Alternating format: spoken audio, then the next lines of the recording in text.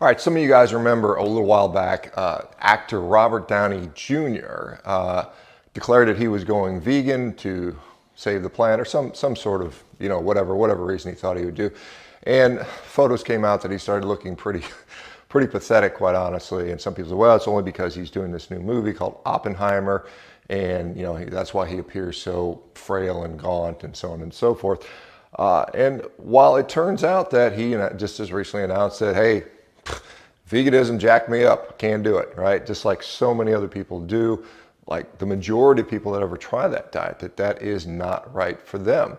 And I think it's something we're seeing more and more. People are abandoning veganism. They're realizing that it is predicated upon a number of lies, particularly those regarding how supposedly healthful it is. It may be a little bit healthier than the standard American diet, but on a sort of a chronic basis, most people, the majority of them, some would suggest as many as 84%, end up just quitting it for various reasons. And I think this represents a shift in general, that people are waking up to the nonsense of this plant-based, which is really a corporate movement to sell you ultra-processed foods. That's really what underlies this. It's not some desire to save the planet or to be ethical or something like that. It's really just to get you to eat more and more cheap, highly processable, ultra-processed food. And we see that with, for example, there's another vegan restaurant called Ethos. They're ethical or so on and so forth. They just decided that we can't stay in business if we don't start serving meat again. This is a reality of the situation. Humans are well adapted to, and I would say designed to, eat meat.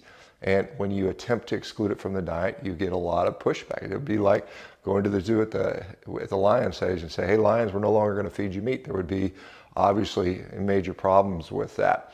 A lot of the zookeepers might get eaten, I would imagine. So anyway, iron deficiency man is now, maybe he's transitioning back to Iron Man. We'll have to see over time. Does this surprise anyone? It doesn't surprise me. We've seen, was it Zac Efron, and there, a lot of other guys that try to virtue signal, and again, they've been, and I don't blame them necessarily for being sucked up into this sort of quote unquote feel-good narrative. But in the end, reality is reality. It is what it is. Human beings do best when they're consuming meat. Not everybody needs to be on a carnivore diet. I'll just clarify that there. But to exclude it completely is an absolute disaster for the majority of people that will ever try that. Only a few small percentages. And that's why veganism remains about 1% to 2%. That's it. That's been their threshold over really years and years and years, despite all the movies, all the game changers, and forks over knives and cowspiracies and all the propaganda they want. Still, the adaptation rate is still very low. It's mostly young, impressionable girls that do this. The ones that do it when they're older are vanishingly small. They tend to be primarily driven because of ideology. They become religious about it, and that's what keeps them there. In contrast, the only reason people stay on a carnivore diet is because they remain healthy. If you're not healthy on a carnivore diet, my suggestion is you try something else, which I think makes sense, right?